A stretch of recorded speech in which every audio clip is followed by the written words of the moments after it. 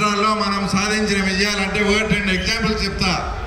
అప్పుడు జగన్మోహన్ రెడ్డి గారు ఏం చెప్పారు, 2000 నుంచి 3000 రూపాయలు పెన్షన్ పెంచుతానని చెప్పాడు. ఆ 3000 రూపాయలు అంటే 2000 నుంచి 3000 అంటే 1000 రూపాయలు పెంచేదానికి అతను ఎంత టైం తీసుకున్నాడు? 5 సంవత్సరాల టైం తీసుకున్నాడు. 250 రూపాయలు పెంచుతూ పోతా అని 5 సంవత్సరాల టైం తీసుకున్నాడు. అదే మన కూటమి ప్రభుత్వం వచ్చిన తర్వాత చంద్రబాబు నాయుడు గారి నాయకత్వంలో ఆ రోజు ఇచ్చిన మాట ప్రకారం 3000 నుంచి 4000 రూపాయలు సింగిల్ షాట్లో చేసిన ఘనత వచ్చేసి మన తెలుగుదేశం పార్టీ ప్రభుత్వానికి.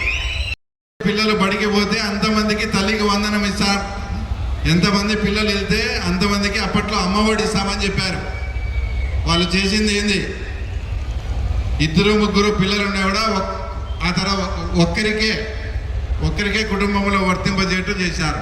ఆ పథకాన్ని ఆ విధంగా నీరు గారిస్తే అదే దాన్ని మనం తల్లికి వందనం పేరుతో మార్చి ఎంతమంది స్కూల్ పిల్లలు బడికి వెళ్తుంటే అంతమందికి ఇచ్చిన ఘనత వచ్చేసి మన చంద్రబాబు నాయుడు గారిది, మన కూటమి ప్రభుత్వం ఉంది.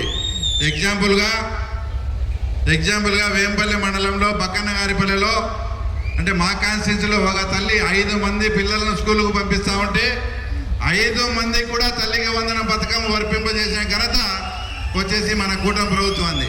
అలాగే స్త్రీశక్తి విషయంలో కానీ ఆర్టీసీ బస్సుల్లో ఎక్కడైనా వైఎస్ఆర్ వాళ్ళు కూడా ఉంటే వాళ్ళ సోదరీమణులు వాళ్ళ సత్యవళ్ళు కూడా వెళ్తుంటే వాళ్ళని అడగండి, ఆర్టీసీ బస్సులో మీరు టికెట్ డబ్బులు ఇచ్చి వెళ్తున్నారా, మీరు ఫ్రీగా వెళ్తున్నారా? ఒక్కసారి ఆలోచన కూడా చేయండి. ఇలాంటి పథకాలన్నీ ఏదైతే మనం మేనిఫెస్టోలో చెప్పినామో ఆ రకంగా చేస్తూ ఉన్నాం.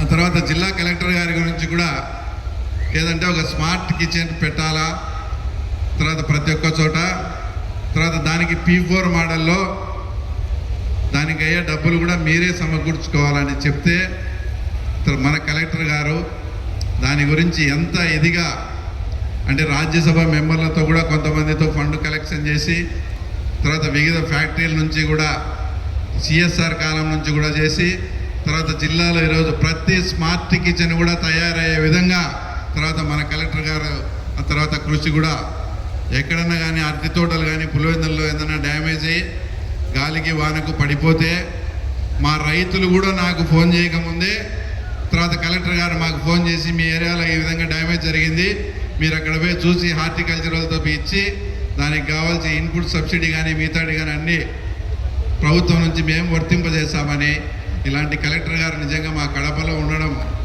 చాలా మాకు అదృష్టంగా కూడా భావిస్తూ, అలాగే SP గారి గురించి కూడా ఎక్కడైనా కానీ ఎవరైనా తెలుగుదేశం పార్టీ వాళ్ళ వైఎస్ఆర్ పార్టీ వాళ్ళను టార్గెట్ చేసి వీళ్ళని ఇబ్బంది పెట్టాలా, వీళ్ళని సతాయించిన సంఘటన ఒక్క సంఘటన ఏమైనా ఉంటే చెప్పండి. కక్ష సాధింపు చర్యలకు కానీ ఎలాంటి పరిస్థితుల్లో పోకుండా ఒకవేళ మేము చెప్పినా కూడా తర్వాత మా SP గారు అలాంటి వద్దని మాకు అలాంటి సుపరిపాలన అందించే విధంగా లా అండ్ ఆర్డర్ విషయంలో అంత హానెస్ట్గా అంత స్ట్రిక్ట్గా కూడా పనిచేసే మా SP గారికి, అలాగే మా సోదరైనటువంటి మా అక్క గురించి అసలు చాలామంది మీకు ఇలాంటి ఇన్ఛార్జి మంత్రి దొరకడం కూడా మీకు చాలా అదృష్టము. ఏంటంటే మా ఇన్ఛార్జి మంత్రి గారు మేము ఎప్పుడు ఫోన్ చేసినా పలకడం, తర్వాత ఇక్కడ శివమోహన్ రెడ్డి అన్న కూడా ఉన్నాడు, ఆయన కూడా చెప్తాడు పొద్దున.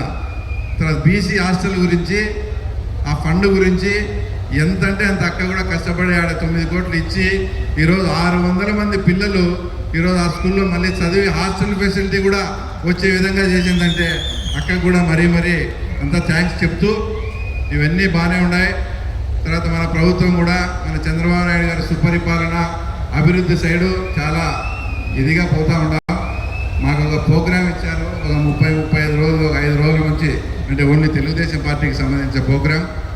అది 30 రోజులు మమ్మల్ని ప్రజల్లో ఉండమన్నారు. ఇన్ఛార్జి మంత్రి గారికి కలెక్టర్ కూడా చెప్తాను, మేము ప్రజల్లోకి వెళ్ళినప్పుడు అక్కడ ఏదైనా అత్యవసరమై ఒక బోరు వేపియాలన్నా, ఏదన్నా ఒక డ్రైనేజ్ ప్రాబ్లం ఉన్నా మాకు అంతో ఎంతో స్పెషల్ డెవలప్మెంట్ నుంచి కానీ ఆ తర్వాత లేక DMF నుంచి కానీ 1 కోటో 2 కోట్లో కానీ ఇస్తే అత్యవసరమైన దానికి మేము ఆ ఫండ్ వాడతామని ఆ తర్వాత ఈ సభ సందర్భంగా వేదిక ద్వారా పులివెందుల ఇన్ఛార్జ్ మంత్రికి రవి గారికి తెలియజేస్తున్నాం. డెవలప్మెంట్ కోసం మీరు ఏదైతే హామీ ఇస్తారో అది చేయడానికి ఇప్పుడే ఆదేశిస్తున్నాం. Okay, thank you. ఎలాగో మీ పులివెందుల ఎమ్మెల్యే గారు స్పందించరు,